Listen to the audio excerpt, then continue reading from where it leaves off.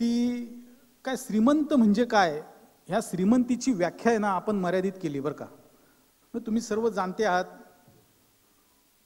काय, हा विषय थोडासा रुक्ष आहे किंवा श्रीमंतीवरची जी काय कार्यक्रम व्याख्यान काही गोष्टी ऐकतो आपण, तर ते साधारण असं डोक्यात येतं की आबा चुटकी सरशी श्रीमंत व्हा, डोळे बंद करा, मंत्र म्हणले की श्रीमंत व्हा, ह्याच्यात पैसे गुंतवा तुम्हाला लखपती व्हा, ह्या व्यवसायामध्ये गुंतवा करोडपती व्हा. हे सगळं अपेक्षित नाहीये. मी जे काय आज सांगणार आहे ना ते थोडं व्यापक आहे आणि ते थोडं कंटाळवाणं होऊ नये म्हणून काही बोर्डच्या माध्यमातून काही गोष्टींच्या माध्यमातून मी तुम्हाला सांगायचा प्रयत्न करणार आहे. तर ते तुम्ही छानपैकी ऐका. काय वाटलं तर नंतर आपल्याला त्याच्यावरती निश्चित बोलता येईल. तर कोणाकोणाला श्रीमंत व्हायचंय सगळ्यांनी हात वर करायला हरकत नाही. ज्यांना श्रीमंत व्हायचंय त्यांनी हात वर करायचंय. श्रीमंत तर व्हायचंय, ज्यांनी केलेलं नाही त्यांना साधारण आपण म्हणू की गरीब राहायचंय, पण त्या गरीब राहायचंय ते देखील मी तुम्हाला सांगणार आहे की त्यांनी तरी गरीब का राहावं. तर सर्वांनाच राहायचंय, श्रीमंत सगळ्यांनाच व्हायचंय, पण सगळ्यांना श्रीमंत व्हायचंय कारण कोणालाच इथं गरीब राहायचं नाही, कुणालाच नाही. कोण अपेक्षित धरतं की आबा गरीब राहावं, आपण सगळ्यांना श्रीमंत व्हायचंय. पण श्रीमंत व्हायचंय नेमकं म्हणजे काय व्हायचंय हे आपण समजून घेतलं पाहिजे. इथं बघा एकाच व्यक्तीचे दोन फोटो आपल्याला दिसतात, एकच व्यक्तिमत्व आहे. भरत जाधव कोण व्हावंसं वाटेल आपल्याला. बघा शर्ट काढला, कपडे काढले, ड्रेपरी काढली की तो श्रीमंत झाला, गरीब झाला. त्यांनी सगळं चढवलं की तो श्रीमंत झाला. इतकं साधं सोपं आहे. इतकं साधं सोपं आहे का श्रीमंतीची व्याख्या. आता तुम्ही एक जे प्रयागराजला जो कुंभमेळा झाला त्या कुंभमेळ्यामध्ये एक मणी विकणारी एक मुलगी होती बघा, तुम्ही पाहिलं असेल ती मोनालिसा नाव तिचं. तिचे डोळे पाहून काही ती इतकी फेमस झाली, इतकी प्रसिद्ध झाली की तिला आता चांगले पिक्चर आणि सगळ्याच्या गोष्टीची ऑफर मिळाल्या. मग तिचं देखील परिवर्तन झालं, ती दिसण्यामुळे झालं, तो भाग सोडून द्या. पण आपल्याला व्यापक श्रीमंती ही कशी असती काय असती तर ती आज आपण पाहणार आहोत इथे. बघा श्रीमंती म्हटले की आपल्याला काय आठवतं, एखादा व्यक्ती आहे तर तो श्रीमंत आहे म्हणजे काय, तर त्याच्याकडे काय असतं, घर असतं, घर आलं की तो श्रीमंत झाला, गाडी आली की श्रीमंती आली, दागिने आले, कपडे लत्ते आले, फर्निचर आलं, नोकर चाकर आलं की आपल्याला समजतं, आपण असं वाटतं की तो श्रीमंत आहे. आणि ह्या सगळ्या वस्तू विकत घेता येतात ते म्हणजे पैशाने. म्हणजे पैसे आले की आपण काय झालो, श्रीमंत झालो असं आपल्याला साधारण वाटतं, बरोबर. त्याच्यासाठी आपण काय करतो, जो काय दिवसभर दिवस रात्र जो काय आपल्या मनामध्ये हातामध्ये सगळीकडे जी काय उलथापालथ चालू आहे ना तर ती फक्त पैसे मिळवण्यासाठी चालू आहे. स्वाभाविक आहे, सगळ्यांची चालू आहे, कुणी त्याला नाकारायचं कारण नाही. पण म्हणजे बघा फक्त पैसे असले की माणूस श्रीमंत होतो का, होतो का. बघा ह्या व्यक्तीकडे खूप पैसे आहेत का नाही माहिती नाही व्यक्ती कोणी. मी आता बघा काही तुम्हाला उदाहरणं पटवून द्यावीत म्हणून काही व्यक्तींचे फोटो दाखवेल. मला त्यांचा कुठेही अनादर करायचा नाहीये, कधीच नाही करायचा. पण मला तुम्हाला सांगायचंय, दाखवायचंय की बाबा आपण जे समजतो ना, बघा वास्तव वेगळं आहे आणि आपल्याला जे दिसतं ना यूट्यूबच्या रील्समध्ये, ह्या सगळ्या रील्समध्ये ते वेगळं आहे. जे दिसतं ते नाहीये, ते जे प्रत्यक्षात आहे ते नाहीये. बघा ह्या व्यक्तींकडे किती पैसे होते हो, पण ती श्रीमंती राहिली का, ती टिकवता आली का. मला जे सांगायचं ते हे. तर श्रीमंती बघा कशा कशाची असती. मी आता जो फोटो दाखवला त्याच्यावरून तुम्ही समजून घ्या की बाबा श्रीमंती ही मिळवता येते, ती टिकवता येणं फार अवघड आहे. ती टिकवता आली पाहिजे. तर श्रीमंती ही कशा कशाची असते तर ती सगळ्यात पहिल्यांदा असते ती पैशाची असते, नंतर असते ती शरीराची असते, बरोबर. आणि सगळ्यात महत्वाची श्रीमंती असती ना ती असती मनाची. खरं मनाच्या श्रीमंतीवरती खरं जास्त बोललं पाहिजे आणि नंतर शरीराच्या आणि मग पैशाच्या. पण आता आपलं जे काय जग, जे काय आपलं व्यवहार चालू आहे, जे काय आपल्या मनामध्ये ज्या काय गोष्टी चालू आहेत, चलबिचल चालू आहेत, तर ती पूर्णतः ही पैशाच्या श्रीमंतीवर चालू आहे. त्यामुळे मी त्याच्यावरती जास्त बोलेल, 70%, आणि नंतर 20% शरीराच्या वरती बोलेल आणि 10% मनाच्या श्रीमंतीवरती बोलेल. पण ते सगळ्याच गोष्टी महत्त्वाच्या आहेत. सुरुवात करू आपण पैशाच्या श्रीमंतीवरून. तर बघा, शिकल्याने फक्त श्रीमंत होता येतं का? शिक्षण घेतल्याने आपल्याला ब्रिटिश आले त्याच्या अगोदर देखील आपल्याकडे इथे शिक्षण पद्धती होती, पण ब्रिटिशांनी एक सुसूत्रता आणली शिक्षणामध्ये. शाळेत गेलं पाहिजे, शिकलं पाहिजे, म्हणून सगळीकडं जी काय लोकांच्या मनामध्ये ध्यास झाला की त्यांनी शिक्षण घेतलं पाहिजे, पर्सेंटेज मिळाले पाहिजे मुलांना. त्यामुळे आपला सगळा आग्रह असतो की बाबा कान धरून मुलाचे फक्त पर्सेंटेज पाड, पाठांतर कर. पण त्याही पलीकडे जाऊन बघा, जी मुलं शिक्षणामध्ये जरी अपयशी होत असले तरी ते त्यांच्या जीवनात यशस्वी होतात ना. नाही शिकले म्हणून देखील कितीतरी व्यक्ती श्रीमंत झालेले आहेत किंवा यशस्वी झालेले आहेत आयुष्यामध्ये. अंगठा छाप देखील लक्षाधीश होऊ शकतात. लक्षाधीशच कशाला व्हायला पाहिजे? गाडगे बाबांचं उदाहरण आहे आपल्याकडं. शिकता येत नव्हतं, अजिबात शिकलेले नाहीत, अंगठा छाप आहेत, पण त्यांची आज समाजामध्ये पत आहे का नाही? लक्षात घ्या, समाजामध्ये पत असणं, ते मनाने श्रीमंत असणं आणि त्यांना लोकांनी समाजाने मान देणं हे पण फार महत्वाचं आहे. बघा, नुसतं काबाड कष्टाने श्रीमंत होता येतं का? दिवस रात्र आपण शेतकरी किती कष्ट करतो, त्याला काय प्रमाण आहे का? प्रचंड कष्ट करतो, तरी आईत खाऊ लोक जी आहेत ना ती देखील श्रीमंत झालेली उदाहरणं आपल्याला दिसतात. आणि श्रीमंतांची जी मुलं आहेत ना ती देखील श्रीमंत राहतात असं नाही. गर्भ श्रीमंत असलेली जी मुलं आहेत ना ती देखील अन्नासाठी मोताद होऊ शकतात. मी इतिहासाचा अभ्यासक आहे. मी तुम्हाला साधारण एक ॲव्हरेज असा आहे की 3 पिढ्यानंतर ॲव्हरेज त्याची श्रीमंती ही राहत नाही बरं का. त्या कुटुंबाची श्रीमंती पूर्णपणे संपून जाते. कारण कष्ट करण्याची, जिद्दीची अपेक्षा संपून जाते हळूहळू. आईत खाऊ लोक तयार होतात पुढच्या पिढीमध्ये. मराठ्यांचा इतिहास तर असाच आहे. खूप पहिल्या पिढीने खूप कष्ट केले, दुसऱ्या पिढीने त्याच्यावर राज्य केलं आणि तिसऱ्या पिढीने ते संपून टाकलेलं आहे. अक्षरशः पैसे संपून टाकलेले आहेत. मला कधीतरी इतिहासावरती बोलायची संधी झाली तर मी अनेक उदाहरणं सांगेन की कशी ती संपवली आपली सगळी श्रीमंती. मग श्रीमंतीचे नेमके सूत्र काय? पैसे मिळवणे आणि ते पुढे टिकवणे ही एक कला आहे, बरोबर. मग ती शिकायला हवी का नको? तर आपण ती काही स्लाइडच्या माध्यमातून आपण ती शिकू. बघा, काही जणांना याचे फोटो काढायचे असतील, फोटो काढा, माहिती घ्या, लिहून घ्या. पण मी काय फार मोठा फायनान्शियल ॲडवायझर नाही. मी काय तुम्हाला फार मोठं काय सांगणार नाही. मी माझं आयुष्य कसं घडलो, कसं कष्टातून वर आलो आणि काय मला अनुभव आले, त्या अनुभवातून मी हे गोष्ट तुम्हाला सांगणार आहे. बघा, त्यासाठी काही उदाहरणं आपण सुरुवात करू. जगातला श्रीमंत देश कोणता हो? जगातला श्रीमंत देश कोणता? अमेरिका. सगळ्यांच्या मुखात एकच, बरोबर. त्या अमेरिकेचे आपण 2 उदाहरणं घेऊ. पहिले व्यक्ती जे आहेत ना त्यांचं नाव तुम्हाला माहितीच नाही. यांचं काय नाव आहे? त्या बिल गेट्सची संपत्ती बघा किती. ते ज्यावेळेस प्रचंड फॉर्म मध्ये होतं ना मायक्रोसॉफ्ट, त्यावेळेस सोपं करून सांगतो त्यांच्या संपत्तीबद्दल. फुल फॉर्म मध्ये होते ना त्यावेळेस त्यांची संपत्ती होती मिनिटाला 102 कोटी. कमी जास्त असेल, पण ज्यावेळेस ते फुल फॉर्म मध्ये होते कंपनी त्यांची, त्यावेळेस इतकी संपत्ती होती. पण त्यांनी काही वर्षांपूर्वी रिटायरमेंट घेतली आणि त्यांनी ठरवलं की मी आता माझ्या जी कमवलेली संपत्ती ती 99% दान करणार. 99% संपत्ती दान करणार. ती संपत्ती दान करायला देखील कितीतरी वर्ष लागतील, इतकी संपत्ती त्यांच्याकडे. आता कोविडच्या काळामध्ये जी काय आपल्याला औषधं खूप स्वस्त मिळाली तर ही सगळी यांच्यामुळे मिळाली. पण त्यांचं एक वाक्य खूप छान आहे की मला पैसे मिळाल्यानंतर आनंद नाही झाला, इतका आनंद पैसे दिल्यानंतर ज्यांना दिले त्यांच्या चेहऱ्यावरचा आनंद पाहून मला आनंद झाला. ज्यांना आनंद दुसऱ्यांना दिल्यानंतर झाला. हे तर तुम्हाला बिल गेट्स माहितीच आहेत. शेजारचे माहिती आहेत का? नाही माहिती ना? जॉन डी रॉकफिलर नाव आहे त्यांचं. अमेरिका जो हा श्रीमंत देश आहे ना, तर त्या ज्या काय मोजक्या लोकांमुळे झाला तर त्याच्यापैकी हे नाव आहे. ह्यांच्यापेक्षा कित्येक पट त्यांची संपत्ती होती.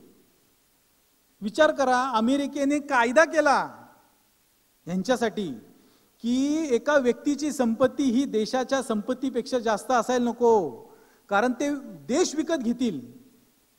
म्हणून यांची संपत्ती विभागण्यात आली, कायदा केला अमेरिकेने, आणि त्यांचे 4 का 6 पार्ट झाले कंपन्यांचे.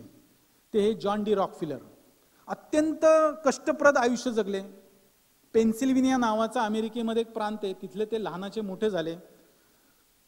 ह्याच्याबद्दल मी वेगळं तुम्हाला सांगेल, पण इतकी संपत्ती होती ना, इतकी संपत्ती होती की काय विचारू नका, प्रचंड संपत्ती होती.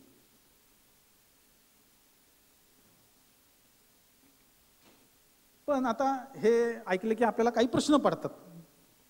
काय प्रश्न पडतात की श्रीमंत हे लोक दिवसेंदिवस श्रीमंत कसे होतात, आणि या श्रीमंतांकडून पैसा येतो तरी कुठून आणि कसा? बरोबर.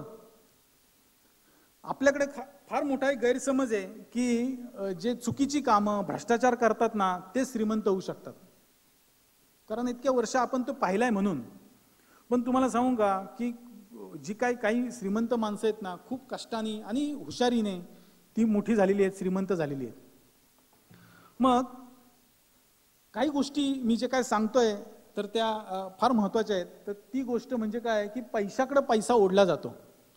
म्हणजे जसा गुरुत्वाकर्षणाचा नियम आहे ना, तर तसाच हा आर्थिक गुरुत्वाकर्षणाचा नियम आहे की पैशाकडे पैसा हा ओढला जातो. म्हणजे काय की कमी पैसेवाल्यांचे जे पैसे आहेत ना, तर ते जास्त पैसेवाल्यांकडे ओढले जातात. कायम ते काही ना काहीतरी इनोव्हेटिव्ह करतात आणि भूल पाडतात लोकांना की हे पैसे, ह्या वस्तू, ह्या गोष्टी विकत घेण्यासाठी. आणि लोहचुंबकाकडे जसा लोखंड ओढलं जातं, तसा हा गरिबांचा पैसा जो आहे तो जास्त पैसेवाले ओढून घेत आहेत. म्हणजे आर्थिक श्रीमंती होण्याची पहिली अट काय, तर आपल्याकडे थोडाफार तरी पैसा हवा. बाहेरच्या पैशांना आकर्षित करायचे असेल तर मुळातच आपल्याकडे स्वतःचे थोडे तरी पैसे हवेत, आणि यासाठी पैसे शिल्लक राहायला हवेत.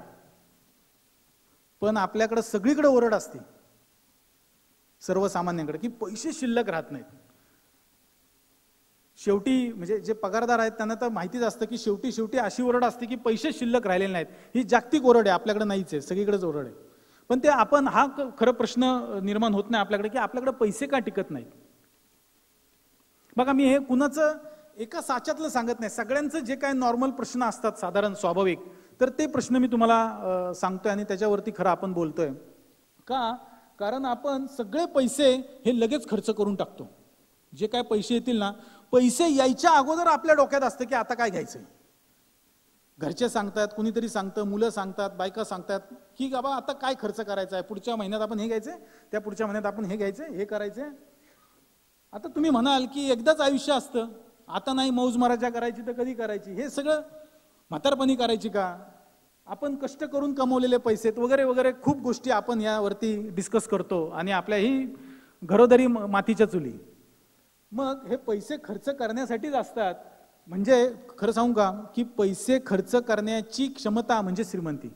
जो सगळ्यात जास्त पैसे खर्च करू शकतो तो सगळ्यात जास्त श्रीमंत होय. बरोबर का नाही? खर्च करायलाच पाहिजे, नाही कोण म्हणते, खर्च हा करायलाच पाहिजे. खर्च केला तर आपली श्रीमंती ही टिकून राहील, आपल्याला ती समाजामध्ये दिसेल. बरोबर का नाही? पण पुढचा मुद्दा असा की आम्ही एवढा खर्च करतोय, तुम्ही तर सांगताय उलट आहे, तर खरं उलट, एवढा खर्च करतोय आम्ही, इतका खर्च करतोय की कधी कधी कर्ज काढून करतोय, तरी पण आम्ही श्रीमंत का होत नाहीये, गरीबच का राहतोय. तर आपण काय करतोय माहिती का, आपल्या गरिबीचे कारण म्हणजे आपण पैसे खर्च करतोय हे नाहीये, तर मुख्य कारण आहेत या 3. काय? तर आपण अनुत्पादक खरेदीसाठी खूप पैसे खर्च करतो, अनुत्पादक गोष्टींसाठी खूप खर्च करतो. या सगळ्या गोष्टींची मी तुम्हाला थोडी थोडी उदाहरणं सांगेन. बाहेरील पैसे आकर्षून घेण्यासाठी आपण फार लक्ष देत नाही. आणि तिसरी महत्त्वाची गोष्ट म्हणजे असण्यापेक्षा आपण दिसण्यावर जास्त खर्च करतो. ह्या गोष्टी फार महत्त्वाच्या आहेत. ह्या गोष्टी तुम्ही आयुष्यभर लक्षात ठेवा, करून ठेवा. मी मगाशी सांगितलं, कान मोठे करून ऐका आणि त्या आपल्या छाती, आपल्या हृदयात, मनामध्ये बिंबून ठेवा या 3 गोष्टी. तर त्यातली महत्त्वाची गोष्ट अशी सांगण्यापूर्वी मी तुम्हाला एक हे मुद्दा पटावा अनुत्पादक गोष्टींचा म्हणून एक उदाहरण सांगतो.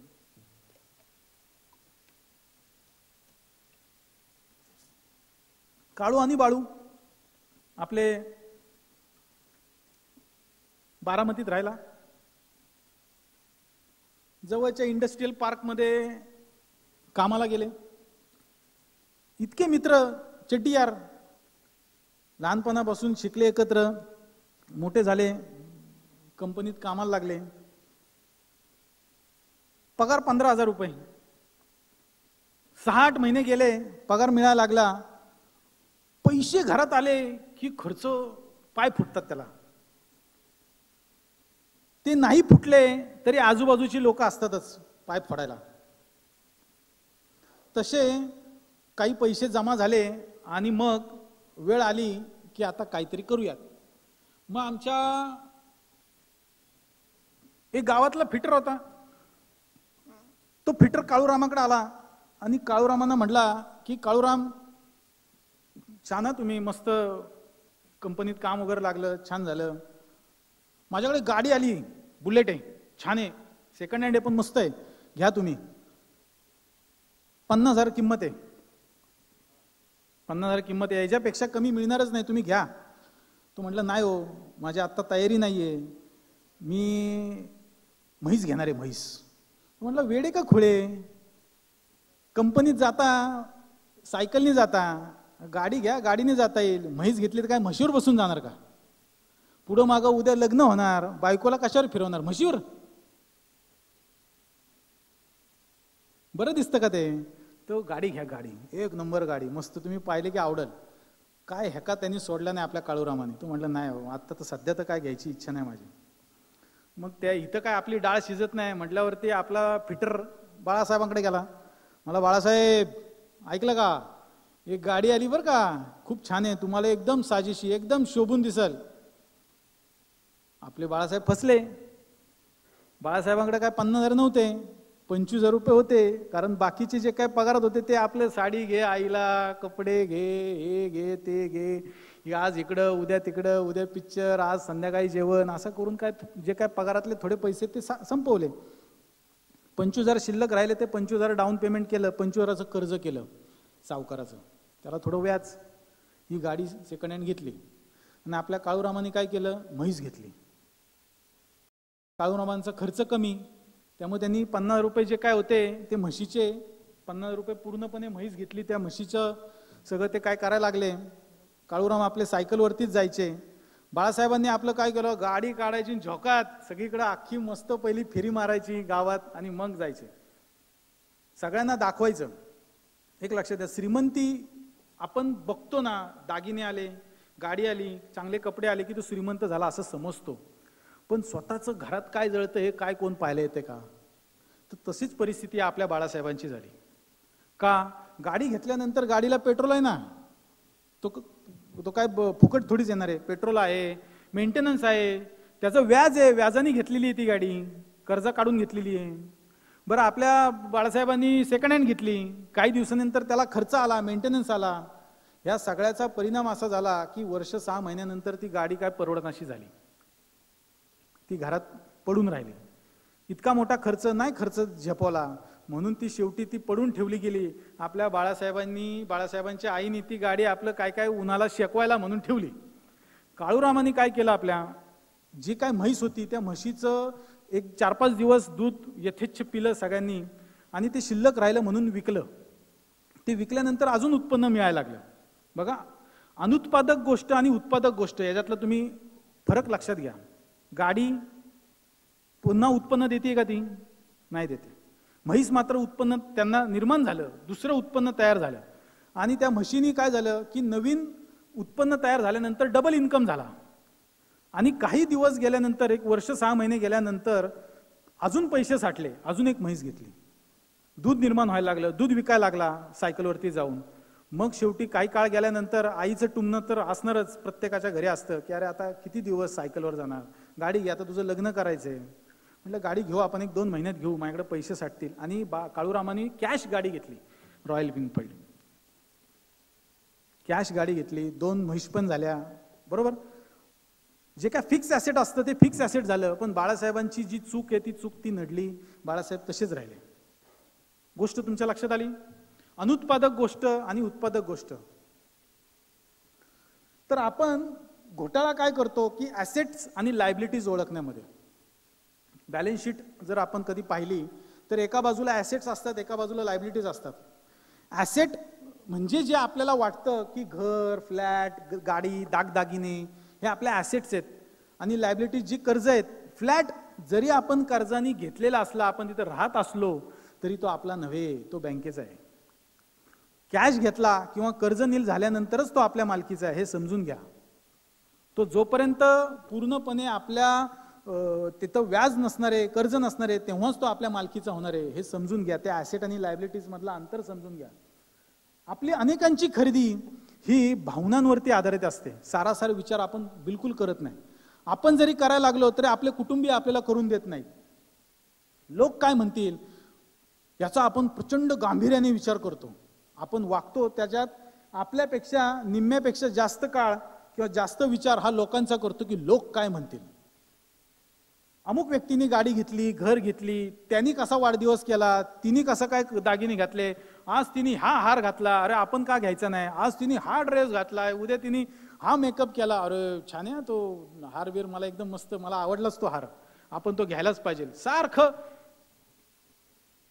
हे सांगितल्यानंतर आपण कसं श्रीमंत होणार आहोत सांगा मला. श्रीमंत व्हायचे का नाही आपल्याला. तर हे असं आपल्याला करायला नाही पाहिजे.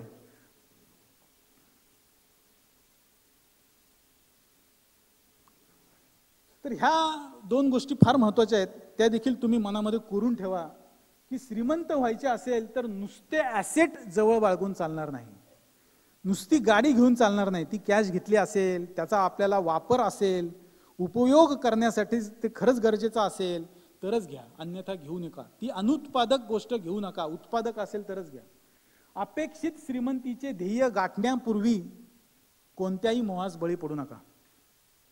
अख्खा जो काय आता इंडस्ट्री चालू आहे ना, ती सगळी इंडस्ट्री तुम्हाला मोहात पाडण्यासाठी चालू आहे, फक्त मोहात पाडण्यासाठी चालू आहे, बाकी दुसरं काही नाही. श्रीमंती आल्यावर जसे वागायचे असते तसे आपण श्रीमंत होण्यापूर्वीच वागतो आणि श्रीमंत होण्याचा जो मार्ग आहे तो आपणच बंद करून टाकतो. लक्षात आलं. अपेक्षित श्रीमंती जी काय आपल्याला अपेक्षा केलेली आहे तर ती गाठण्यापूर्वी आपण अजिबात फसगत करायची नाही. काळूरामासारखं आयुष्य जगायचं, व्यावहारिक सगळं करायचंय, सगळा उपभोग घ्यायचा आहे, पण तो कधी विचारपूर्वक त्याशिवाय करायचा नाही.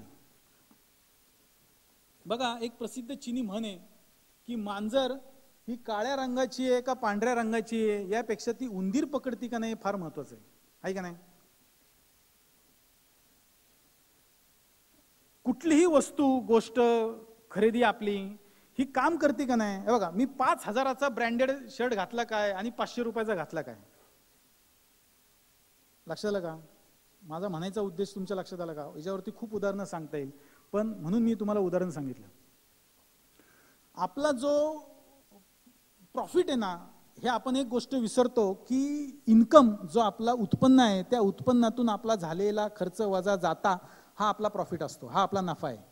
आपण आपल्या इन्कमकडे लक्ष देतो, प्रॉफिटकडे लक्ष देत नाही, आपल्या खर्चाकडे तर बिलकुल देत नाही. बघा आपल्याला जो महिन्याचा पगार आहे तो तेवढाच राहणार आहे. आपण काय कमी करू शकतो, खर्च कमी करू शकतो. जर तुम्ही खर्चावरती जर बंधनं आणली ना तर तुम्ही निश्चित तुम्ही प्रॉफिट कमी तुमचा वाढू शकता आणि तुम्ही श्रीमंत होऊ शकता, बरोबर. त्यामुळे तुमचं लक्ष केंद्रित करा हे खर्च कमी करण्याकडे. आता अजून एक उदाहरण सांगतो की उत्पन्न आणि खर्च यांचं नातं आहे ना हे आई आणि तान्ह्या बाळासारखं असतं. तुम्ही म्हणाल कसं, कुठलं कुठं लॉजिक लावतोय काय माणूस हा माहित नाही, कळत नाही. पण बघा की बाळाच्या आईने बाळ झाल्यानंतर थोडी आपली उचू केलं तरी आपण काय करतो माहिती का, कामाला बाया ठेवतो. काय काय ठेवतो तर तेल मालिशसाठी एक, आंघोळीसाठी एक, कपडे धुण्यासाठी एक, जेवण बनवण्यासाठी एक, घरकामासाठी एक. म्हणजे बाळ एक आणि दाया 1000. असं असल्यावर ते बाळ लाडावतं, सोकावतं आणि ते बाळ आईवर अवलंबून राहत नाही. त्यामुळं आई आणि बाळ यांच्यामधलं जे मधुर नातं आहे ना, तर ते कमी होत जातं. मला संदर्भ वेगळा सांगायचा आहे, लक्षात आलं तुमच्या? आपण काय करतोय माहिती का, की खर्च आपला कसा आवाक्यात येईल ते पाहतच नाही, आपण खर्चाला प्रचंड वाटा करून निर्माण करून देतोय. आणि आपले कुटुंबीय आणि ह्यांचं जे मधुर नातं असतं पैशाचं आपलं, तर ते आपण संपुष्टात आणतो. हे त्यातून मला ह्या गोष्टीतून तुम्हाला सांगायचं आहे. खर्च वाचवण्यासाठी आणि बचत होण्यासाठी आपल्याला सगळ्यात महत्त्वाची गोष्ट असती ती गरज आणि इच्छा, नीड्स आणि वॉन्ट याच्यातला फरक ओळखण्याची. तो फरक ओळखता आला पाहिजे. गरज काय आपल्याला तीच गोष्टी घेतली पाहिजे, इच्छा काय ती महत्त्वाची नाही. अत्यंत गरजेच्या ज्या गोष्टी आहेत त्याच आपण त्यासाठीच खर्च केला पाहिजे. जमेल तसे उत्पन्न वाढवणे, वाढलेले उत्पन्न विविध प्रकारे गुंतवणे आणि त्यातून पुन्हा उत्पन्न वाढवणे, याच सायकलद्वारे आपल्याला लवकर श्रीमंत होता येतं. काळूरामांनी केलं तसं आपल्या बरोबर. कायम सतत विचार करा की आपण जे पैसे साठवतोय ते नुसते साठवून ठेवू नका बँकेत, तर त्याला एक गुंतवणूक करा. विविध प्रकारच्या गुंतवणुका असतात, त्याचा अभ्यास करा, मार्केटचा अभ्यास करा. मी तुम्हाला सांगणार नाही कशात, ह्याच्यात गुंतवा त्याच्यात गुंतवा, सगळ्याचा अभ्यास करा आणि मगच कुठली तरी गोष्ट घ्या. आपण एखादी साधी सिंपल कपडे घेण्यासाठी, चप्पल घेण्यासाठी देखील आपण कितीतरी गोष्टी पाहतो, खालून वरून सगळ्या गोष्टी विचारतो, ह्याला त्याला विचारतो. आणि आपण पैशाच्या बाबतीत का असा अडाणीपणा करतो हे मला कळत नाही. आपण त्याचा देखील विचार केला पाहिजे. आता इथे एक छान शब्द आला बघा, गुंतवणूक केली पाहिजे. गुंतवणूक म्हणजे कामधेनू गाय. कामधेनू गाय माहिती ना तुम्हाला? ती इच्छा जेवढी सांगू आपण, जेवढं काय मागणी करू तेवढं सगळ्या गोष्टींची पूर्तता करते. तशी गुंतवणूक आहे. आपण जेवढी गुंतवणूक छान प्रकारे करू ना, तर ती आपल्याला कामधेनूप्रमाणेच आपल्या सगळ्या भविष्यातल्या ज्या काय इच्छा, आकांक्षा, अपेक्षा असतील त्या पूर्ण करते. तर त्यासाठी महत्त्वाचं काय आहे की आपण गुंतवणूक व्यवस्थित केली पाहिजे. का गुंतवणुकीचे विविध प्रकार आहेत, त्यापैकी दोन महत्त्वाचे प्रकार आहेत, एक फिजिकल ॲसेट आणि एक फायनान्शियल. म्हणजे काय की ज्याला हात लावता येतो, स्पर्श करता येतो अशी संपत्ती, जे स्थावर मिळकत, रिअल इस्टेट, सोनं, फ्लॅट, दागिने. बघा मी तुम्हाला सांगितलं की इतिहासाचा मी अभ्यासक आहे, म्हणून मी तुम्हाला छातीठोकपणे काही गोष्टी सांगू शकतो. की मी मध्यंतरी मागे दिवसभरात बोलताना आमचा विषय झाला की इतिहास हा कायम आपण आहे ना लढाया घडल्या आणि इतिहास घडला असं वाटतं, पण असं नाही आहे. इतिहास हा विविध प्रकारचा असतो. म्हणजे माणसांची बघा, आज जे कपडे घालतो आपण ते आपले आजोबा घालत होते का? आजोबा घालण्याची कपडे ते वेगळे, त्यांचं खाद्य वेगळं होतं, त्यांचं राहणीमान वेगळं होतं, त्यांची भाषा वेगळी होती. हा देखील एक इतिहास आहे ना. आपण इतिहासातून काय शिकलो माहिती का? की आपण फक्त काही लोकांचं अनुकरण करतो. हे अनुकरण आपण युरोपियनांचं केलं. युरोपियनांनी काय केलं माहिती का? श्रीमंत होण्याचं त्यांच्या दृष्टीने एक लक्ष म्हणजे विविध प्रकारची जास्तीत जास्त भूमी ताब्यात घ्या. म्हणून ह्या युरोपियनांनी काय केलं? स्पेन, पोर्तुगाल, इंग्लंड ह्या लोकांनी जास्तीत जास्त भूप्रदेश पादाक्रांत केला. सगळ्या भूप्रदेशावर आपलं राज्य असावं. बघा ह्या 3-4 देश आहेत, Holland, Spain, Portugal, England, Netherland, ह्या सगळ्या लोकांनी निम्म्यापेक्षा जास्त जगावर राज्य केलं. केलं का नाही? एकदम ठिपक्या एवढे दिसणारे ते देश आहेत. का केलं? ह्या सत्तेच्या, पैशाच्या, श्रीमंतीच्या हव्यासापोटी केलं. श्रीमंत व्हायचं होतं. पण काही दिवसानंतर त्यांच्या लक्षात आलं की अरे आपण नुसतं जमीन ताब्यात ठेवून काय उपयोग नाही, आपण त्याच्याने श्रीमंत होणार नाही. आपण काय लोकांच्या मेंदूवर ताबा ठेवला पाहिजे. त्यांची इच्छा झाली आपल्याला पैसे द्यायचे, ते आपोआप पैसे देतील. विविध कंपन्या, इंडस्ट्रियलाइज म्हणजे औद्योगिक क्रांती झाल्यानंतर हे सगळं कमी झालं बघा. सगळ्यांनी पटापट देश सोडले. त्यांना काय हौस नव्हती देश सोडायची. गरज काय निर्माण झाली की गरज नाही आम्हाला तुमच्या भूमीवरती राज्य करायची, आम्ही तुमच्यावर ऑलरेडी राज्य करतोय. कशा प्रकारे? तर या औद्योगिक क्रांतीमुळे ते शक्य झाले. आणि विविध प्रकारच्या त्यांनी विविध प्रकारच्या कंपन्या काढल्या. हिंदुस्तान युनिलिव्हर बघा, पेप्सोडेंट पण तेच बनवतात, सगळं तेच. ते बाकीचं काय ते आपल्याला घेऊनच देत नाहीत. तेच विविध प्रकारच्या प्रॉडक्ट तयार करणार आणि आपल्याला माथी मारणार. अशा प्रकारे देखील आपण विचार करायला हवा. नुसतं आपण आता फ्लॅट, प्लॉट, दुकानं, रिअल इस्टेट, सोने, दागदागिने या संपत्तीच्या मागे न लागता आपण वेगळ्या संपत्ती देखील आपण निर्माण करू शकतो. म्हणजे आता नवीन वाढल्या मुदत ठेवी, इक्विटी शेअर्स, म्युच्युअल फंड. बरं, अंगावरती चढली तर काय करतो आपण? काय करतो? झटकतो. बरोबर. तर हे असं कर्ज ज्याच्या अंगावरती आहे त्यांनी केलं पाहिजे. काय केलं पाहिजे? कर्ज ज्याच्या अंगावर बसलेलं आहे ते पाल आहे असं समजायचं आणि ते झटकून टाकायचं. ते जर उत्पादक गोष्टींसाठी असेल तर एक वेळ चालेल, अनुत्पादक गोष्टींसाठी, बिझनेस वाढवण्यासाठी जर कर्ज घेतलं असेल तर एक वेळ चालेल, पण अनुत्पादक गोष्टींसाठी बिलकुल कर्ज घेऊ नका. ते पहिलं दूर हटवा आपल्या आयुष्यातून. नाहीतर तुम्ही कर्जाच्या खाईत, गरिबीमध्ये तुम्ही जायला अजिबात उशीर लागणार नाही. पहिलं तुम्ही प्राधान्याने कर्जाच्या खाईत जाल, गरिबीत तुम्ही ढकलले जाल. त्यामुळे महत्त्वाचं आहे ते म्हणजे तुमचं कर्ज, अनावश्यक कर्ज हे पहिले संपवले पाहिजे. बरोबर. हे तुम्हाला जास्त समजावं म्हणून मी पटकन तुम्हाला ही गोष्ट तुम्हाला दाखवली. बघा, हिशोब लिहायची सवय रोज लावा, मुलांना देखील लावा. एक उदाहरण सांगतो त्यासाठी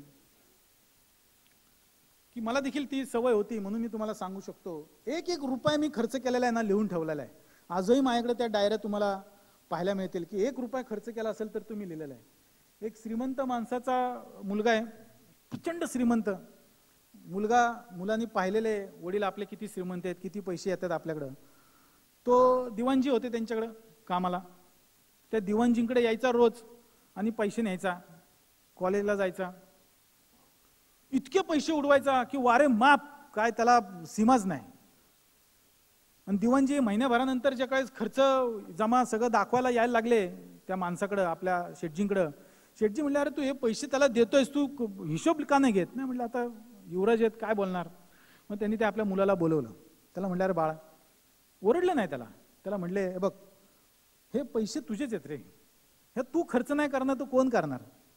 तुझ्यासाठीच आहे, तू खर्च कर. मी असं म्हणत नाही तू खर्च करू नको, पण तू जे काय पैसे नेतोयस, जे काय खर्च करतोयस ना, ते सगळा खर्च दिवाणजींना सांग.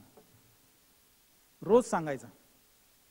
तेवढं फक्त तू कर, बाकी काही केलं नाही तरी चालेल. किती तुला आज किती नेतोयस तू? 5,000 10,000 ने, माझी काही हरकत नाही. ओके म्हटलं, काय आपल्या बाबांनी एवढंच तर सांगितलं. ओके. तो जे काय खर्च करायचा तो आपलं रोज दिवाणजींना येऊन सांगायचा. 8-15 दिवस, महिना गेल्यानंतर त्याला लक्षात आलं, अरे आपण जरा जास्तच खर्च करतोय नाही का? कळायला लागलं, लिहायला लागला तो. तसं आपण 1 रुपया जरी आपण खर्च केला ना तरी तो लिहित जावा. ही लिहिण्याची सवय तुम्ही लागली तर ते आपल्या मुलांना लागणार आहे. त्यामुळे खर्च लिहायची सवय लावा, तर त्यामुळं खूप आपल्यात बचत होईल. बघा, पेट्रोल लीक होणारी गाडी आपण चालवतोय आपल्या आयुष्यात. काय करतोय तुम्हाला माहिती पण नाही. तुमच्या गाडीत पेट्रोल तुम्ही नित्य नेमाने रोज भरताय बर का, आणि ती गाडी काय आहे, पेट्रोल लीक होते. त्याचं ते लीक व्हायचं जोपर्यंत तुम्ही थांबवत नाही तोपर्यंत तुम्ही श्रीमंत होणार नाही. कळलं? बघा, आपण साक्षर झालो, लिहिता वाचता यायला लागला आपल्याला, पण आपण आर्थिक साक्षर काय झालो नाही. त्या आर्थिक साक्षर होण्यासाठी आपण प्रयत्न केला पाहिजे. खूप सांगायचं तुम्हाला, याच्यावरती थांबत नाही, मी फार सांगतो की मुलांसाठी एवढेच पैसे ठेवा की त्यातून ते आपलं शिक्षण आणि करिअर करू शकतील. लक्षात आलं? एवढेही पैसे ठेवू नका की ते फक्त ऐशोआराम करतील. यांचं एक उदाहरण सांगतो. हे माहिती तुम्हाला,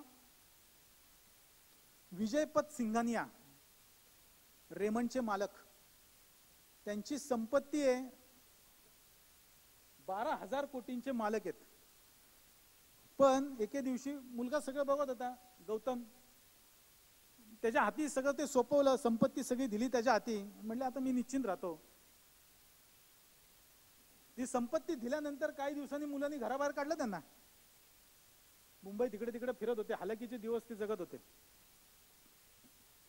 आपण पैसे कमवतो बघा, ज्याला त्याला कुणाला विचारा, तो काय विचार करतो की बाबा तुम्ही का कष्ट करताय? आपल्या मुलांसाठी करतोय, मुलांचं आयुष्य नीट जावं. आपण मुलांच्या मुलांसाठी पण करतोय, त्यांचं आयुष्य नीट जावं. आणि अपेक्षा काय करतो माहिती का? मी आज काम करतोय, उद्या त्यांनी मला सांभाळावं म्हणून करतोय. प्रत्येक जण स्वार्थी. प्रत्येक जण. त्यातून कोणी हे विचार वेगळा करायचे कारणच नाही, कारण ती एक समाजाची पद्धत होऊन गेलेली आहे, रीत होऊन गेलेली आहे. पण त्यांना तुम्ही शिक्षण आणि जगायला शिकवा. स्पून फिडिंग आपण प्रचंड करतोय, नुसतं त्याला आयतं भरवतोय, त्याला कष्ट करायची तयारी त्याला होऊ देत. आपण खूप कष्ट केले म्हणून आपण अपेक्षा करतो की बाबा मुलांच्या आयुष्याला ते कष्ट येऊ नयेत. पण त्यांना जर उडताच आलं नाही, लढताच आलं नाही, पळताच आलं नाही, तर ते कसे आयुष्य जगणार हो? त्यांना देखील त्या कष्टाची त्यांना जाणीव करून द्या. आता आपण आर्थिक श्रीमंतीवरून शारीरिक श्रीमंतीकडे येऊ. ती देखील फार महत्वाची आहे. ती इतकी महत्वाची आहे की आपण सगळेजण त्याचा जिकडं तिकडं पाहतोय काय होत आलंय, शरीराची किती वाईट अवस्था होत आलेली. ज्या मराठ्यांनी आटकेपार झेंडे लढवले काय, ते मराठे आज पळेनाशेच झालेले आहेत, पळूच शकत नाही. भीमतडीच्या तट्टांनो या यमुनेचे पाणी पाजा. म्हणजे मी काय त्यावरती वेगळं काय बोलायलाच नको, इतका पराक्रम या मराठ्यांनी केलाय. पण आज मराठे बघा लढूच शकत नाही, पळूच शकत नाही. हा, तर ते का झालं? कारण ते ऐशारामात दिवस जगत आले, त्यांनी कष्टच नाही त्यांच्याकडे. बघा आपल्याला काय व्हायचंय, हे व्हायचंय का, हे व्हायचंय तर नुसती पैसे असून उपयोग आहे का? बघा ह्या व्यक्तीकडे खूप पैसे आहेत असं गृहीत धरा, पण नुसते पैसे असून उपयोग आहे का हो? तर महत्वाचं काय आहे? शरीर पण महत्वाचं आहे. आणि खूप कष्ट केल्यानंतर, खूप आयुष्य जगल्यानंतर असं वाटतं की अरे आपण शरीराकडे लक्ष द्यायचं विसरलो रे. तर महत्वाचं काय माहिती का, शरीर हीच संपत्ती आहे. हे खूप उतार वयात आपल्या लक्षात येतं. कधी आपल्याला काही गुडघे दुखायला लागले, आयुष्यभर विचार करतो माणूस की पैसे कमवून मग फिरायला जाऊ, देशाटन करायला जाऊ, पर्यटनाला जाऊ, फिरायला जाऊ, इकडे तिकडे जाऊ, पण गुडघेच चालत नाहीत, चालताच येत नाही. तेव्हा जाऊन काय उपयोग आहे का? मग आता आम्ही 1,00,000 लोकांना रायगड किल्ल्यावरती घेऊन जायचं आम्ही स्वप्न संकल्प करतोय. कित्येक जणांना विचारल्यावरती सांगतात की आबा आम्ही कसं जाऊ, कसं चढू शकू. वृद्ध लोकांना आम्ही जाऊ शकणार नाही रोपवे शिवाय. रोपवे आहे म्हणून रायगड निवडला आम्ही. पण तुम्ही तरुणपणीच गेलं पाहिजे ना. तुम्ही मराठ्यांचा पराक्रम, शिवाजी महाराज जय शिवाजी जय भवानी म्हणायचं आणि मराठ्यांचा पराक्रम हा किल्ल्यावरती बघून नाही जाणार तर कधी चालणार हो? त्यामुळे शरीर हीच खरी संपत्ती आहे, ही समजून घेतली पाहिजे. 5,000 कोटी रुपये खर्च केले हो लग्नाला. 5,000 कोटी कशाला म्हणतात? आपण 5 कोटी करू शकत नाही. पैशाची कमी आहे का? बघा त्या व्यंगाबद्दल मी काहीच बोलत नाही, लक्षात घ्या. माझा मुद्दा समजून घ्या. तुम्हाला अवेअर करायचं काम माझं काय आहे की पटवून देण्यासाठी मला हे सगळं सांगायला लागतं. मला अनादर करायचं नाही बिलकुल. पण बघा फोटो देखील काढायला लाजत होते, लपत होते. तुम्ही बघितलं असेल, लक्षात आलं का नाही? मग पैसे महत्वाचे आहेत का? संपत्ती महत्वाची का? आर्थिक संपत्ती काय विकत घेऊ शकत नाही होय? अहो जगात कुणालाच शक्य झालं नाही तेवढे पाळीव प्राणी यांनी विकत घेतलेले आहेत. नुसते घेतलेले नाही तर दुसऱ्यांना पण दिलेले आहेत की तुम्ही सांभाळा, तुम्ही बघा. केलेत का नाही? पण माझा मुद्दा काय आहे की शरीर ही संपत्ती, ती आपण जमा केली पाहिजे, तीच मिळवली पाहिजे. सगळ्यात मोठा मुद्दा महत्वाचा की आपण असण्यावर खर्च केला पाहिजे, न की दिसण्यावर. पण आपला खर्च हा असण्यापेक्षा दिसण्यावरती जास्त होतो. तुम्ही कशा आहात ना तसे छान येतो, खूप छान आहात, त्याच्यावर खर्च करा. तुम्ही बघा तुमचं भविष्य उज्ज्वल झाल्याशिवाय राहणार नाही. कसे आहेत फोटो? छान आहेत ना?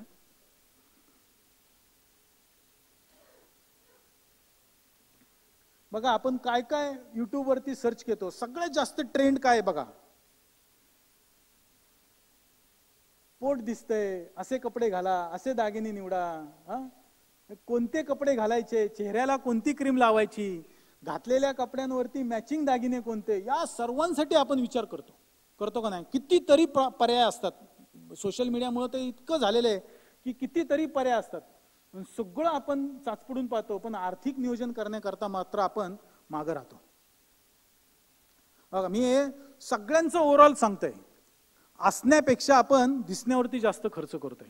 सांगायचा मुद्दा तुमच्या हा आहे. आपण काय केलं पाहिजे, तुमचा पहिला स्वभाव तुम्ही ओळखला पाहिजे. तुमचा स्वभाव कसा आहे त्याच्यावर खर्च करा. म्हणजे काय बघा, काही लोक अति उत्साही असतात, इतके उत्साही असतात की बायको सांगतेय की बाबा आता हे करू नका हो, हे लष्कराच्या भाकऱ्या भाजणं बंद करावं, जशी आमची म्हणते. पण तरी आम्हाला उत्साह इतका असतो की कितीही त्रास झाला तरी हे जे काय प्रबोधन करायचं काम आहे ते आम्ही आयुष्यभर संपवणार नाही, आयुष्यभर थांबवणार नाही. जे काय सामाजिक काम करतात त्यांनाही हा अनुभव आहे, घरीदारी हा अनुभव आहे, मुलांचा कार्यक्रम असतात काय असतात, पण तरी देखील आपण ह्या अतिउत्साहाच्या नादामध्ये हा स्वभाव आहे, लक्षात घ्या. तो काय वाईट नाहीये, पण आपण स्वभाव ओळखा. सदा दुःखी राहणारी लोक आहेत, इतकी दुःखी असतात की चेहरा बघितला की अरे बापरे काहीतरी गंभीरच आहे हा, आहे का नाही. किडकिडीत लोक असतात, सारखे आजारी असतात, खोडकर लोक असतात. आपल्याला तुम्हाला बरं का खोटं वाटेल की फक्त मुलंच खोडकर नसतात, मोठी माणसं पण खोडकर असतात, पुरुष बायका देखील प्रचंड खोडकर असतात. हा स्वभाव असतो, फक्त ते उघड उघड दाखवत नाही तेवढंच. संशयी असतात, इतके संशयी, अरे बापरे काय त्याच्यावरती बोलायलाच कमी, इतकी संशय असतात. काही रागीट असतात, म्हणजे नुसतं बघितलं तरी राग येतो त्यांना. आता आपल्याला गल्ली बोळात चौकात दिसतं बघा रागीट. हे सगळे जण आहेत ना मानसिक आजारी आहेत. लक्षात आलं का.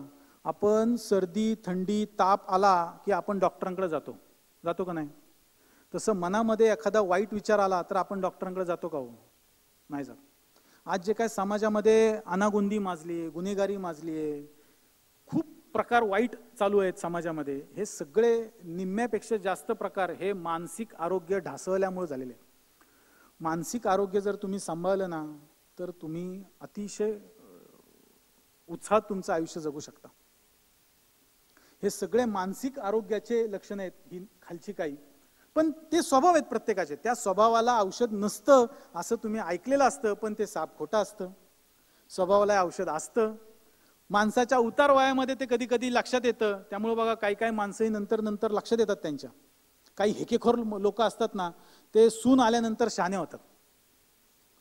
काही लोक असतात ना ते लग्न झाल्यानंतर शहाणे होतात. म्हणून ते जे अक्षदा पडल्या की कसं शहाणा होतात असं जे काय आपल्याकडे जुनी म्हण आहे ते उगीच नाहीये. घरी बायको आली सांभाळणारी, काही जण मुलं झाल्यानंतर शहाणे होतात. म्हणून लवकर लग्न करणं हे का गरजेचं होतं, ही काही व्यवस्था आहे. लक्षात आलं का. तर ह्या सगळ्यावरती आपण काय विचार केला पाहिजे. बघा माझं काम आहे की तुम्हाला अवेअर करायचं. माझ्याकडे जे ज्ञान आहे ना, जे काय माहिती आहे ते मी तुम्हाला सांगणार आहे, भरघोस सांगणार आहे. काय जे काय आहे ते अजिबात ठेवणार नाही. ह्याच्यावरती काम करायला पाहिजे आपण सगळ्यांनी मिळून. बघा हे BS अय्यंगार आहेत, 95 वर्ष त्यांचं वय होतं. ते 70-75 साधारण त्यांचं वय होतं ना, तर त्यावेळी त्यांच्या धमन्यांची टेस्ट केली गेली रक्ताची.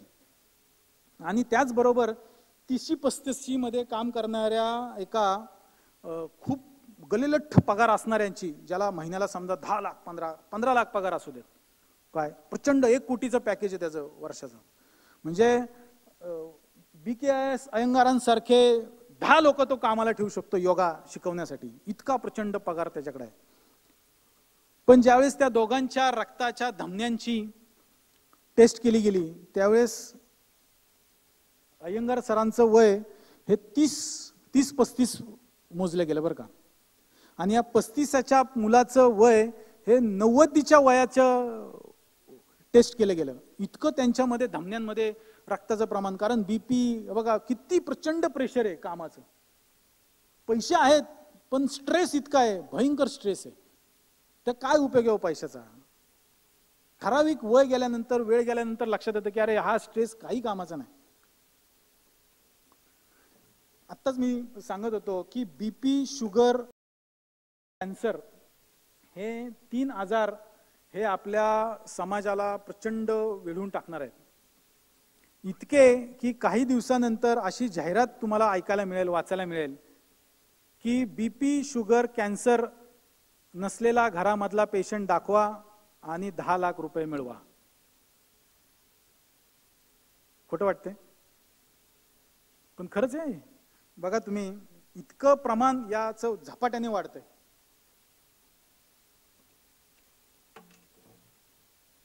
ते का वाढतंय? कारण स्ट्रेस. आपल्या रोजच्या दैनंदिन जीवनामध्ये इतका स्ट्रेस घेतोय आपण आयुष्यामध्ये, गरज नाहीये त्या घ्यायची. त्याच्यावरती मी येणार आहे. मी सुरुवात ह्या शारीरिक श्रीमंतीवरून मनाच्या श्रीमंतीवरती हळूहळू जात आलोय. 3 गोष्टी याच्यावरती मी खूप बोलेल, या शरीराच्या श्रीमंतीवरती खूप सांगेल, पण एकच गोष्ट तुम्हाला महत्वाची सांगतो की आपण 3 गोष्टी आपल्या आयुष्यातल्या बदलल्या पाहिजे, याच्यावर काम केलं पाहिजे. मीठ, साखर आणि तेल, त्याच्यावरती काम आपण केलं पाहिजे. मग बाकीचे व्यायाम आहेत, त्या सगळ्याच गोष्टी आहेत, पण ह्या खूप महत्वाच्या आहेत. बघा आपल्या धार्मिक गोष्टीमध्ये असं लिहिलं गेलेलं आहे की सकाळचं जे काय जेवण आहे ना, हे राजपुत्रासारखं हवं. सकाळचं जे जेवण आहे ना, ते राजपुत्रासारखं हवं, एकदम जास्त. दुपारचं जेवण हे राजासारखं हवं, ऐटीत, थोडक्यात. संध्याकाळचं जेवण आहे ना, हे भिकाऱ्यासारखं हवं. मिळालं तर खायचं, नाही तर नाही. आपण काय करतोय? नेमकं उलटं करतोय. कसं करतोय? ब्रेकफास्ट कमी, लंच त्यापेक्षा जास्त, डिनर भरपेट, आणि आपण ही अशी अवस्था करून घेतोय. लक्षात आलं? आपण काय केलं पाहिजे? हे असं. जगामध्ये एक सर्वे झाला की सर्वात जास्त आयुष्य जगण्यासाठी आवश्यक घटक काय? तर त्या आवश्यक घटकांपैकी आपल्याला असं वाटतं की आपण चांगलं वातावरण जर असेल, पर्यावरण चांगलं असेल, ब्लड प्रेशर, शुगर नसेल, तर आपण चांगलं जास्त जगू शकतो. पण हे साफ खोटं आहे बरं का. हा तक्ता आहे बघा. लठ्ठपणा घटवला, व्यायाम केला, हृदय प्रत्यारोपण केलं, हार्ट ट्रान्सप्लांट केलं, रोगप्रतिबंधक लसी केल्या, निर्व्यसन म्हणजे दारू सोडली, सिगारेट सोडलं, त्यापेक्षाही जास्त आपण आपले नातेसंबंध जर चांगले टिकवले, सामाजिक संबंध जर चांगले ठेवले, तर आपण सगळ्यात जास्त जगतो. हा जागतिक सर्वे. त्यामुळं आपण चांगले, बघा कुणाच्या घरात भांडणं नाहीयेत, प्रत्येकाच्या कुटुंबामध्ये वादविवाद आहेत, पण ते वादविवाद टाळून आपण एकमेकांशी वेळ देता आला पाहिजे. सामाजिक कामामध्ये आपण सहभाग घेतला पाहिजे. खूप उदाहरणं मी तुम्हाला यातली सांगेन, फक्त तुम्हाला हा थोडक्यात मुद्द्यांमध्ये तुम्हाला मी हे सांगतोय. आपण काय करतोय आयुष्यात माहिती का? गाडी घेतोय. कसली? त्यांनी 100 सीसीची घेतली की आपण 125 सीसीची घेतो. शेजारच्यांनी 125 सीसीची घेतली की आपण 150ची घेतो. त्या मित्रांनी 150ची घेतली की आपण 200ची घेतो.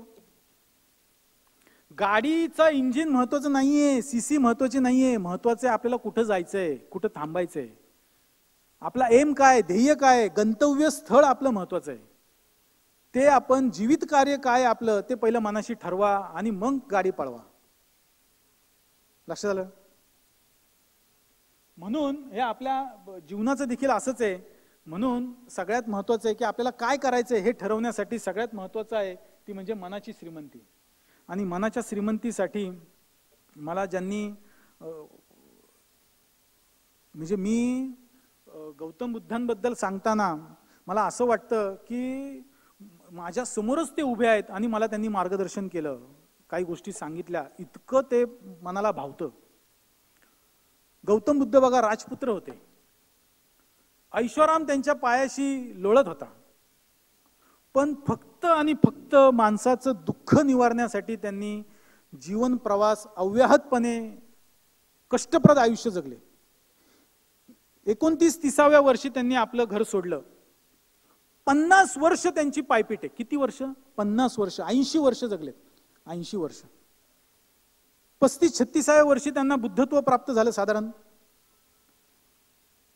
आणि त्या 40-45 वर्षामध्ये त्यांनी फक्त आणि फक्त लोकांच्या समाधानासाठी, दुःख निवारण्यासाठी काम केलं. आपल्याला गौतम बुद्ध चित्रात दिसतात, फोटोत दिसतात, मूर्तीत दिसतात, किती शांत असतात का नाही? एकदम शांत.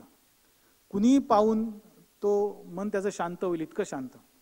असा प्रश्न पडतो आपल्याला की अरे ते कधी बोलू शकतील का नाही, किंवा बोलत असतील का नाही त्यांच्या तरुणपणी.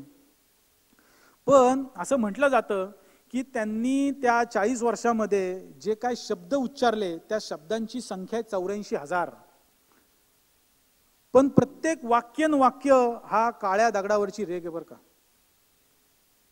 काही गोष्टी त्यांच्या फार छान आहेत, त्यापैकी 2-3 मी तुम्हाला सांगतो, उदाहरणं सांगतो. त्यांनी सगळ्यात पहिलं सांगितलं की माणसाला दुःख आहे, दुःख या जगात आहे हे कुणीच नाकारायचं कारण नाही, आहे का नाही? किती साधं सोपं आहे. आणि दुःख निवारण्यासाठी मार्ग आहेत, हे सगळ्यात छान सांगितलं. माणूस दुःखी आहे, रोगी आहे, आजारी आहे, त्रस्त आहे, त्याचं एकमेव कारण एकच शब्दात सांगितले, ते म्हणजे तृष्णा. हाव. काय सांगितले? किती साधं आहे, सोपं आहे बघा. अजून एक वाक्य त्यांचं मला फार आवडतं, ते म्हणजे हिंदीत आहे ते की इच्छा पूरी नहीं हुई तो क्रोध बढ़ता है और इच्छा पूरी हुई तो लोभ बढ़ता है. इच्छा पुरी नहीं हुई तो क्रोध बढ़ता है. आपल्याला काही गोष्टी इच्छा आकांक्षा असतात, त्या पूर्ण नाही झाल्या तर काय वाटतं? त्रास होतो, राग येतो. आणि जर त्या इच्छा पूर्ण झाल्या तर अजून एक फ्लॅट घेतला की दुसरा फ्लॅट, दुसरा घेतला की तिसरा फ्लॅट, होतं का नाही? एक ड्रेस घेतला की अजून एक, तिसरा, चौथा. लोकांकडे समजा 10-10, 50-50 कपडे आहेत म्हणून काय लोक 10-10 कपडे घालून हिंडतात का? घालताना किती घालतो आपण? एकच घालतो. घरामध्ये 50 शूज आहेत, 50 शूज घालून हिंडतो का आपण? एकच घालू शकतो. तरी पण हाव किती बघा. गौतम बुद्ध काय सांगतात, समाज काय सांगतोय हे तुम्ही लक्षात घ्या. म्हणून इसीलिए हर हाल में धैर्य बनाए रखना ही आवश्यक आहे. बुद्धांनी छान सांगितलं म्हणजे सम्यक मार्ग, मध्यम मार्ग सांगितला, तो फार महत्वाचा आहे आपल्या आयुष्यासाठी. तर तुम्हाला याच्यावरती जर वाचायचं असेल फार, तर तुम्ही या 3 लोकांचं वाचू शकता. यांच्यावरती बोलण्यासारखं मनाच्या श्रीमंतीवरती खूप आहे, पण मी तुम्हाला त्या तिघांची थोडीशी ओळख करून देतो. हे पहिले आहेत, तिकडच्या बघू पहिले, ते जुने आहेत. सिगमंड फ्राइड यांनी खूप अभ्यास केलेला आहे मनाच्या या सगळ्या गोष्टीवरती, मनाच्या स्वभावावरती. त्यानंतर आहेत व्हिक्टर फ्रँकल, हे ज्यू आहेत. आणि नाझींनी जो काय छळ केला जूनचा या हिटलरनी, त्या छळ छावणीमध्ये राहिले होते. आणि त्यांचं एक खूप छान पुस्तक आहे, मॅन सर्च फॉर मिनिंग, मनावरती. तर खूप छान आहे, ते देखील तुम्ही वाचा. आणि हे अल्बर्ट आलिस,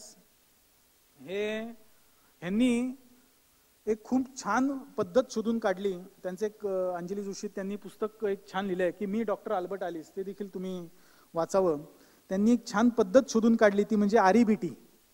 तो एक विवेकनिष्ठ माणसाने विचार करताना विवेकाने केला पाहिजे, तो कशा पद्धतीने केला पाहिजे हे त्या पद्धतीत सांगितलेलं आहे. माणसाने बघा, विचार तर सगळेच करतात पण विवेकाने केला पाहिजे. विवेक हा रियाज करण्याचं काम आहे. म्हणजे बघा, तुम्हाला सचिन तेंडुलकर आपल्याला माहिती आहे, तो खूप छान खेळतो म्हणून जेव्हा तो 2 महिन्यांनी त्याची टेस्ट असेल, मॅच असेल, तेव्हा जातो का खेळायला? रोज खेळतो, रोज प्रॅक्टिस करतो. माणसाचा मेंदू आहे ना, आपली विचारशक्ती ही निगेटिव्ह माइंडेड आहे. ती नकारात्मक जास्त विचार करते, हे होईल का नाही, ते होईल का नाही. हा पहिल्यांदा विचार करतो, हे होईलच असे विचार करणारे फार कमी असतात आणि तेच यशस्वी होतात बरं का. दूध चांगलं राहावं म्हणून आपण काय करतो? तापवतो का नाही? प्रक्रिया करतो. तसंच विचारांचं आहे. विचार हे सतत तापवायला लागतात, तेवत ठेवायला लागतात. चांगले विचार हे सतत ऐकावे लागतात. बघा, दूध नासण्यासाठी एक लिंबाचा थेंब पण पुरेसा आहे का नाही? म्हणजे आपल्या मनातले, बुद्धीतले विचार नासवण्यासाठी, संपवण्यासाठी एक वाईट विचार पण पुरेसा आहे. पण चांगलं होण्यासाठी त्याचा सतत रियाज करायला लागतो, सतत अभ्यास करायला लागतो. तसाच अभ्यास हा आपल्या मनाचा बघा, पूर्वी गावा खेडोपाड्यांमध्ये सप्ताह असायचे, तेच आयुष्य होतं ना. त्यांच्याकडून आपण चांगल्या गोष्टी ऐकायचे, रोज भजन कीर्तन चालायची, रोज लोक अभंग म्हणायचे, हरिपाठ म्हणायचे. आज कोण म्हणतो? आज काय ती घाणेरडी गाणी मुलांच्या तोंडात म्हणत असतात का नाही? आणि तेच आपण आपल्या जगत असतो ना आयुष्य. त्याच्यामुळं मन आपलं हे खालावत चाललंय, दूषित होत चाललंय.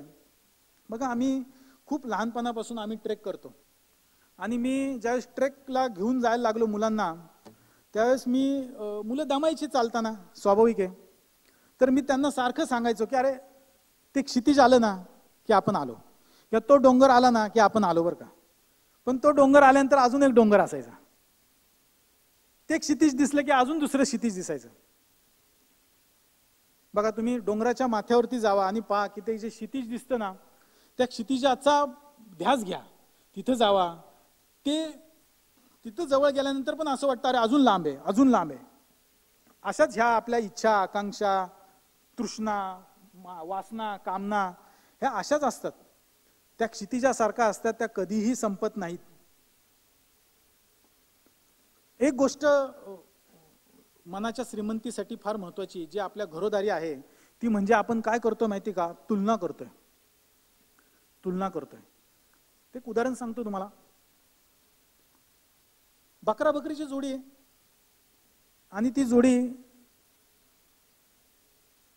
गावाच्या जवळ राहिलाय, छान संसार आहे,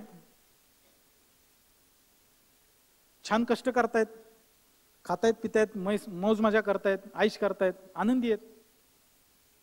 एक दिवशी काय झालं गंमत, की आपल्या बकरीने बघितलं वाघोबाला, गपचूप बघितलं, आणि तिला जाणवलं अरे काय त्याचा ऐट, काय त्याची गर्जना, काय त्याचं चालणं, काय त्याचा रुबाब, बाप रे बाप. आणि बाई बिचारी घरी आली आणि आपल्या बकऱ्याला म्हणली, नवऱ्याला, तुम्ही वाघोबा झालं पाहिजे, उद्यापासून वाघ झाला पाहिजे, मला काय माहित नाही, तुम्ही गरजायचं. शक्य आहे का ते? हेच बायकोबाबद्दल होतं, उलट होतं. मुलांबाबत पण तसंच होतं. आपण बघतो शेजारच्या मुलाला 90% मिळालेत, आपल्या पोराला पिंट्या, मला काय माहित नाही, 10वीला 90% पाहिजे आपल्याला. तुलना करतो आपण, आणि हितच फसगत होते आपली. आपण होऊ शकतो का वाघोबा, होऊ शकतो का? बकरी कधीतरी वाघ होईल का मला सांगा? प्रत्येकाचा साचा वेगळा आहे, लक्षात घ्या. प्रत्येकाचा मेंदू, प्रत्येकाची जडणघडण, प्रत्येक माणसाची वेगळी, प्रत्येकाचं आयुष्य, तो जन्माला आलेला आहे ना, तर तो वेगळं काहीतरी कर्तृत्व गाजवण्यासाठी आलेला आहे, लक्षात ठेवा. त्याला त्या साच्यामध्ये गुंतू नका. बघा, एक छान गोष्ट आहे, तुम्हाला ती आवडेल.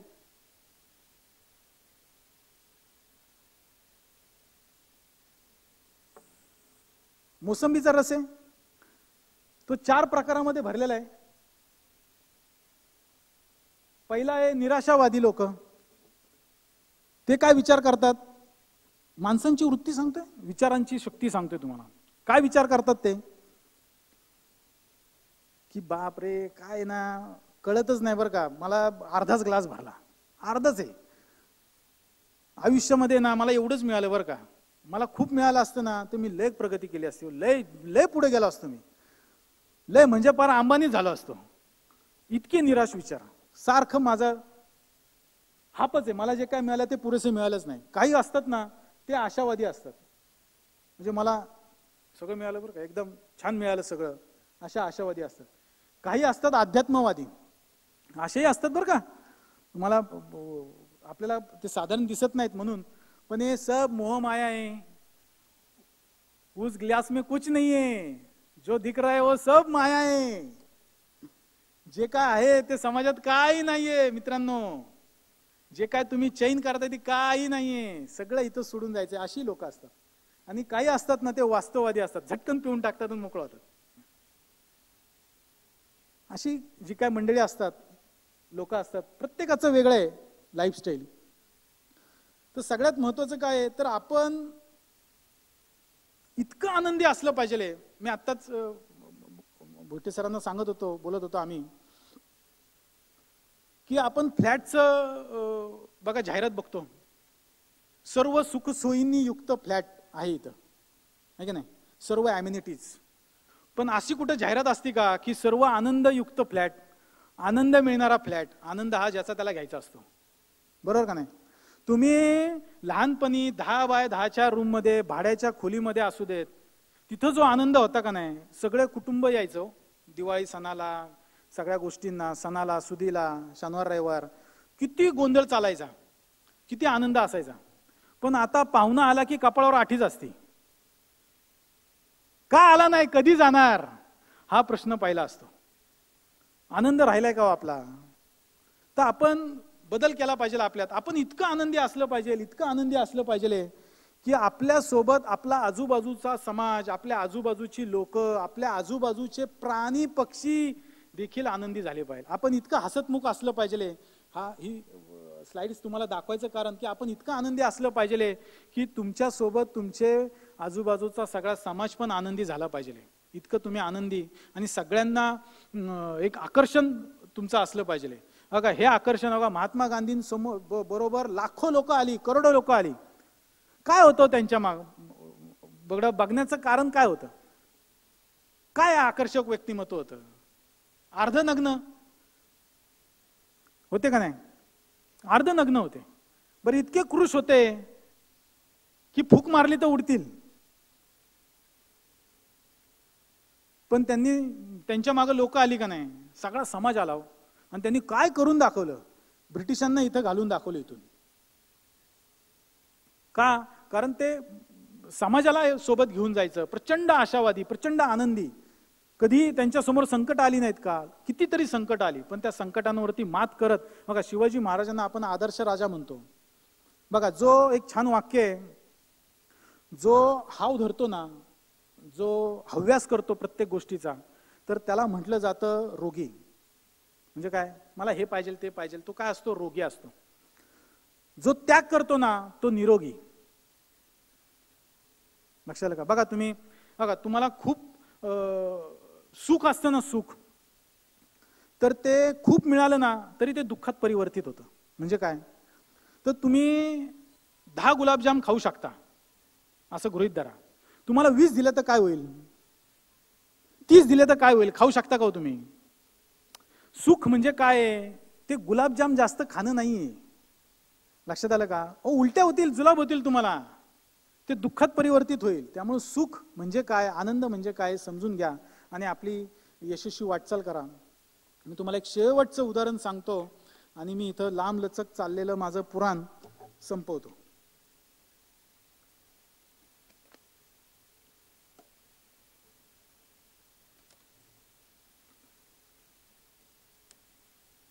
दहाची रेल्वे, 10 वाजताचं माझं रेल्वे स्टेशनवरून रेल्वे निघणार आहे आणि माझं घर त्या रेल्वे स्टेशन पासून अर्ध्या किलोमीटर म्हणजे अर्ध्या तासाच्या अंतरावरती आहे. अर्ध्या तास मला लागतो त्या रेल्वे स्टेशन पर्यंत जायला. म्हणजे मी किती वाजता निघायला पाहिजे घरातून? किती वाजता? 9:30, 9:15 निघालं पाहिजे, 9ला निघालं पाहिजे, 9:15 निघालं पाहिजे, जास्तीत जास्त 9:30ला निघालं पाहिजे, बरोबर का नाही? पण आपण काय करतोय सगळेजण? आपण 9:45ला निघतोय आणि रिक्षात बसलो ना की घड्याळ 15 मिनिटं मागं करतोय, 9:30 करतो. अरे माझ्या घड्याळाप्रमाणे गेलं पाहिजे आणि मग तिथं जातो. पण काय होतंय? गाडी सुटून जाते. काय होतंय?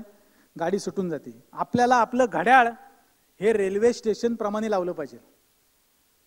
आपण आपलं आयुष्य हे समाजात काय चाललंय, समाजात काय सुरू आहे याच्याप्रमाणे आपण आपलं आयुष्य जगलं पाहिजे. आणि याच्याप्रमाणे आपण जर आयुष्य जगू तर आपण हे जीवन नक्कीच यशस्वी करू आणि तुम्ही नक्कीच श्रीमंत व्हाल याची मला खात्री आहे. मला इथे बोलवलं, बोलण्याची संधी दिलीत आणि त्याबद्दल मी सगळ्यांचा ऋणी आहे. मला इतकं छान वाटलं हे सगळं तुम्ही वेगवेगळ्या प्रकारचे कार्यक्रम करताय हे पाहून. मला देखील या आपल्या संस्थेमध्ये आपल्या सर्वांमध्ये काम करायला नक्की आवडेल. सामाजिक कामाची मलाही फार आवड आहे. पुन्हा एखाद्या विषयावरती, मी भारतीय आरमाराचा अभ्यासक आहे त्याच्यावरती मी बोलण्यासाठी येईल. क्रांतिकारकांचा माझा अभ्यासाचा विषय आहे. मी 4000 क्रांतिकारकांवरचं एक छोटंसं पुस्तक केलेलं आहे. माझे गुरु आहेत प्रमोद मांडे, ते आमचे आदर्श होते. त्यांनी ते पुस्तक केलं आणि त्याच्यावरती आम्ही मोठं पुढं काम करू शकलो. ते क्रांतिकारक माहिती होणं समाजाला फार महत्त्वाचं आहे. देशासाठी ज्यांनी प्राणांचा त्याग केला ते माहिती होणं फार गरजेचं आहे. त्याच्यासाठी देखील तुम्ही मला नक्की बोलवा, मी नक्की येईल. एवढंच बोलतो आणि मी थांबतो. जय हिंद, जय महाराष्ट्र.